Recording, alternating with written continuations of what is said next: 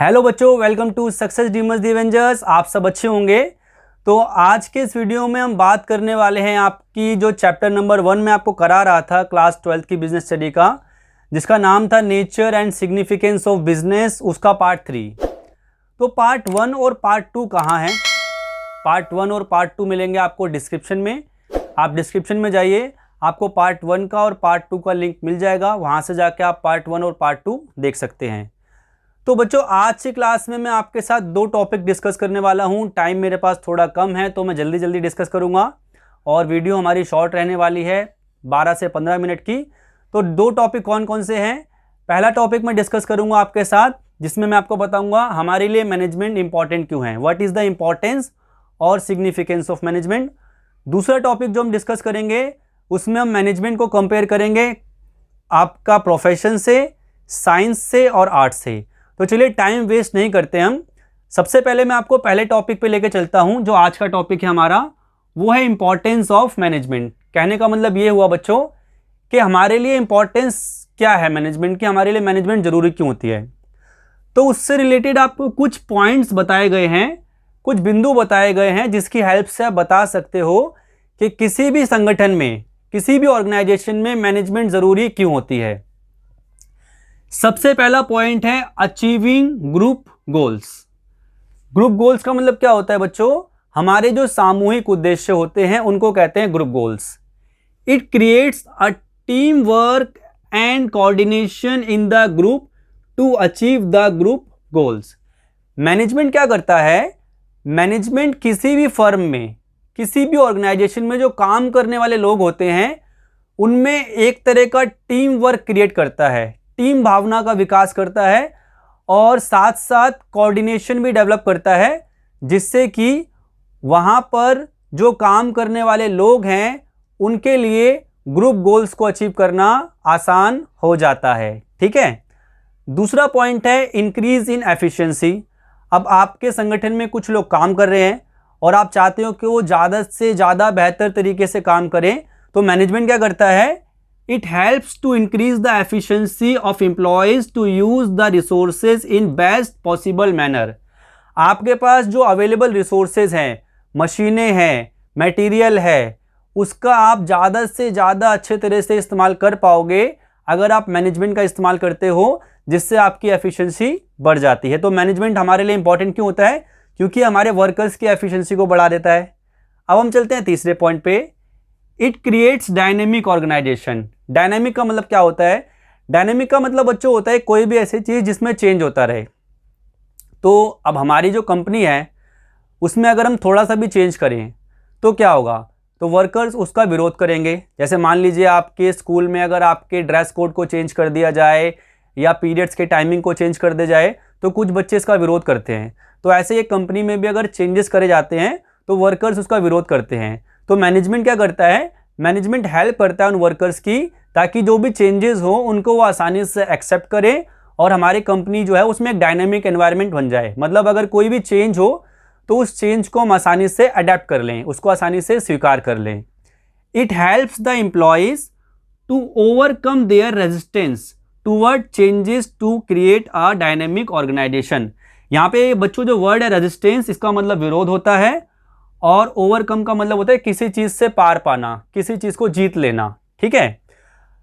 चौथा पॉइंट आता है achieving personal goals. It helps the employees to achieve their personal goals along with organization. तो management का एक और इंपॉर्टेंस ये है कि ये हमारे ग्रुप गोल्स को अचीव करने में तो हमारी हेल्प करता ही है, साथ साथ हमारे जो पर्सनल गोल्स होते हैं उनको अचीव करने में भी हमारी हेल्प करता है। हमारा जो पर्सनल ग्रोथ है, हमारा पर्सनल करियर है, उसको भी बेहतर बनाता है। उसके बाद बच्चों पांचवा पॉइंट क्या है? Development of society. मैनेजमेंट का एक और इंपॉर्टेंट क्या है कि भाई ये हमारी सोसाइटी को डेवलप करने में हेल्प करता है। किस तरह से? बेहतर क्वालिटी के प्रोडक्ट प्रोवाइड करके, अपनी सोसाइटी के लिए एम्प्लॉयमेंट प्रोवाइड करके, एनवायरनमेंट का प्रोटेक्शन करके। तो ये सारी चीज़ें हमारी सोसाइटी के लिए हेल्पफुल होती है। तो ये 5 पॉइंट मैंने आपको बताए, जिसकी हेल्प से आपने जाना कि किसी भी फर्म में मैनेजमेंट क्यों सिग्निफिकेंट होता है। चलिए बच्चों, अब हम चलते हैं अगले टॉपिक पे, जो है comparison of management as art, science and profession. तो बच्चों इस टॉपिक में बेसिकली हम करने क्या वाले हैं, इस टॉपिक में हम मैनेजमेंट को आर्ट्स के साथ, मैनेजमेंट को साइंस के साथ और मैनेजमेंट को प्रोफेशन के साथ कंपेयर करने वाले हैं और फिर हम एक स्टेटमेंट पास करते हैं जिसके बेसिस पे हम कहते हैं क्या मैनेजमेंट को हम आर्ट कह सकते हैं, क्या मैनेजमेंट को हम साइंस कह सकते हैं या फिर क्या मैनेजमेंट को हम प्रोफेशन कह सकते हैं। अब ऐसा करने के लिए हमें करना क्या होता है, बेसिकली हम सबसे पहले किसी भी चीज़ के आर्ट्स के फीचर्स देखते हैं और ये तुलना करते हैं कि वो फीचर क्या मैनेजमेंट में हैं। हम साइंस के फीचर्स देखते हैं, फिर तुलना करते हैं कि क्या ये फीचर्स मैनेजमेंट में हैं और उसके बाद हम कह सकते हैं कि मैनेजमेंट आर्ट है या नहीं, साइंस है या नहीं। तो सबसे पहले देखिए हम बात करते हैं मैनेजमेंट एज आर्ट। अब इसके लिए हमने क्या करा, इसके लिए हमने कुछ फीचर्स लिखे जो कि आर्ट में पाए जाते हैं और उसके बाद उनकी कंपैरिजन मैनेजमेंट से करी। सबसे पहला है एग्जिस्टेंस ऑफ थ्योरेटिकल नॉलेज। तो बच्चों आप किसी भी आर्टिस्टिक फील्ड की बात करते हो, चाहे वो म्यूज़िक हो, चाहे वो पेंटिंग हो, उसमें हमेशा आप करते तो प्रैक्टिकल हो लेकिन उसमें थ्योरेटिकल नॉलेज होती है। एग्जाम्पल के लिए मान लीजिए आप म्यूज़िक सीखने के लिए जा रहे हैं तो आपको थ्योरेटिकल फॉर्म में ये भी बताएंगे कि सरगम क्या होती है। अगर आप पेंटिंग करने जा रहे हो तो आपको थ्योरेटिकल फॉर्म में बताएंगे ज़रूर कि रंगों की नॉलेज आपको किस तरह से लेनी है। तो सेम चीज़ क्या होती है बच्चों, मैनेजमेंट में भी होती है। मैनेजमेंट में भी आप करते क्या हैं, प्रैक्टिकल काम, लेकिन आपको उसको थ्योरेटिकल फॉर्म में पढ़ना पड़ता है। तो ये जो पहली फीचर है एग्जिस्टेंस ऑफ थ्योरेटिकल नॉलेज, ये मैनेजमेंट के साथ साथ आर्ट में भी पाई जाती है। दूसरा पर्सनल एप्लीकेशन। पर्सनल एप्लीकेशन का मतलब बच्चों क्या होता है कि मान लीजिए एक आदमी किसी गाने को जिस तरह से गाता है, दूसरा आदमी उस गाने को दूसरे तरीके से गाता है। मतलब एक सॉन्ग को अगर मैं 4 सिंगर से बोलूँ गाने के लिए तो वो चारों उसको अलग अलग तरह से गाएंगे।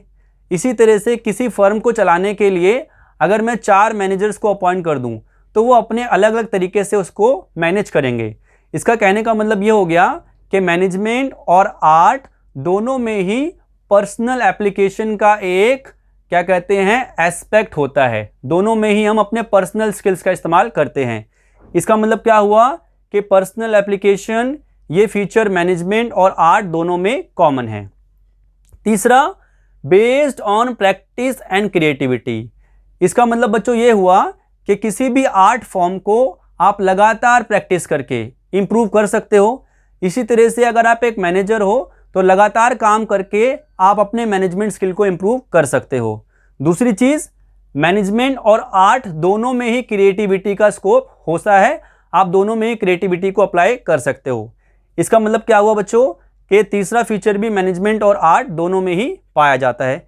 इसलिए हम कह सकते हैं कि मैनेजमेंट जो है वो फुल्ली आर्ट है। मैनेजमेंट को हम एक आर्ट के रूप में डिफाइन कर सकते हैं। तो अगर आपके एग्जाम में आता है question can we say management is an art, तो आप क्या लिखेंगे, yes we can say management is art because following features are common in both. और उसके बाद ये तीनों फीचर्स आपको लिख के एक्सप्लेन करने होते हैं।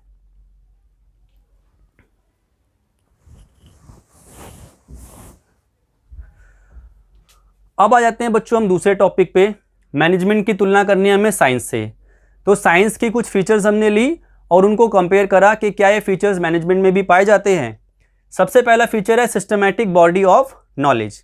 ठीक है, तो साइंस में क्या है, हमने एक व्यवस्थित रूप से ज्ञान का संग्रह कर रखा है जो कि किस चीज़ पे बेस्ड है, प्रिंसिपल्स पे बेस्ड है और थ्योरीज पे बेस्ड है। वही सारी चीज़ें हमको मैनेजमेंट में भी मिलेगी। जैसे कि साइंस में सिस्टमैटिक बॉडी ऑफ नॉलेज होती है, वैसे ही मैनेजमेंट में भी सिस्टमैटिक बॉडी ऑफ नॉलेज होती है। इसका मतलब ये वाला फीचर आपको मैनेजमेंट में भी मिलेगा और साइंस में भी मिलेगा। दूसरा principle based on observation and experiments. मतलब कहने का क्या हुआ बच्चों कि साइंस में हम क्या करते हैं, साइंस में हम कुछ प्रिंसिपल्स बनाते हैं। जैसे प्रिंसिपल ऑफ ग्रेविटी हो गया, प्रिंसिपल ऑफ फ्रिक्शन हो गया, बहुत सारे और भी प्रिंसिपल्स हैं। वो सारे प्रिंसिपल्स हमने ऑब्जर्वेशन और एक्सपेरिमेंट से बनाए हैं। सेम चीज़ मैनेजमेंट में भी है।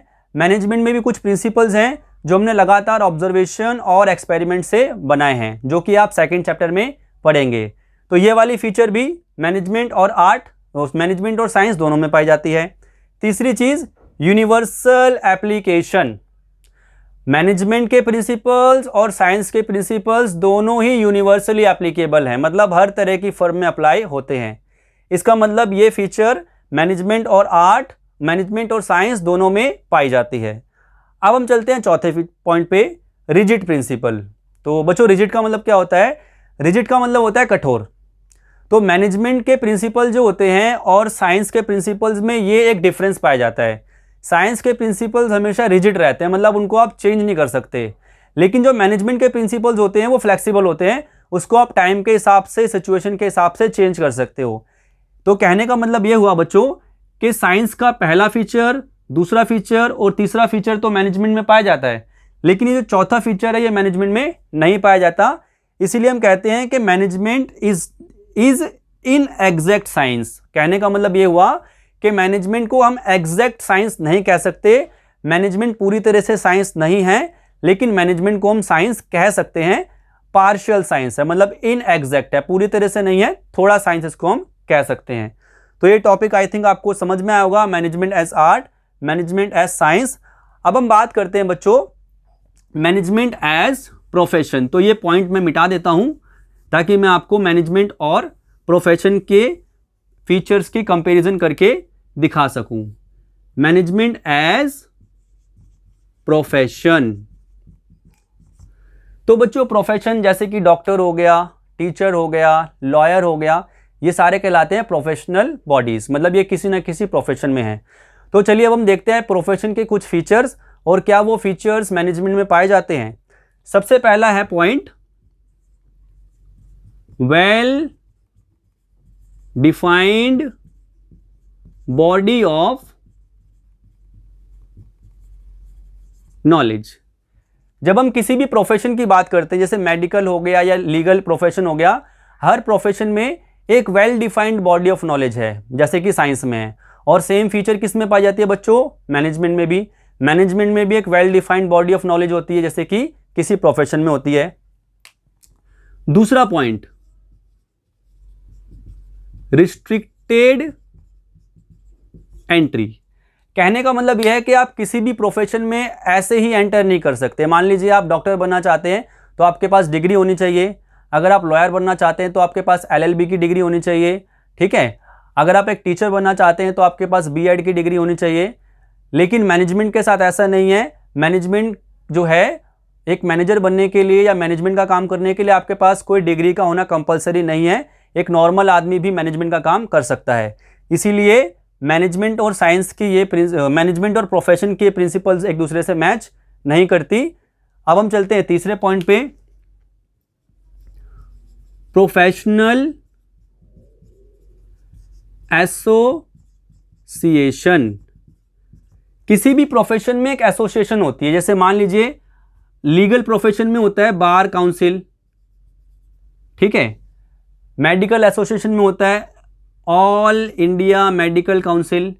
तो आप किसी भी प्रोफेशन में जाते हो बच्चों तो आपको एक एसोसिएशन मिलती है जो कि उस प्रोफेशन से जुड़े हुए सारे के सारे कोड ऑफ कंडक्ट को फॉर्म करती है, मतलब नियमों का निर्धारण करती है। एग्जाम्पल के लिए आप एक लॉयर हैं तो आपको कोर्ट में हमेशा ब्लैक एक कोट पहनना पड़ता है, अगर आप एक डॉक्टर हैं तो आपको एक वाइट कोट पहनना पड़ता है। तो किसी भी प्रोफेशन से जुड़े हुए कुछ नियम होते हैं जो कि एसोसिएशन बनाती है। लेकिन मैनेजमेंट में ऐसा कोई रूल नहीं है कि आप किसी एसोसिएशन के बनाए हुए रूल्स को फॉलो करें। तो मैनेजमेंट की और प्रोफेशन की ये वाली फीचर भी मैच नहीं करती है। तीसरे के बाद चौथा पॉइंट आता है बच्चों, वो है मोटिव। मैनेजमेंट का काम क्या होता है?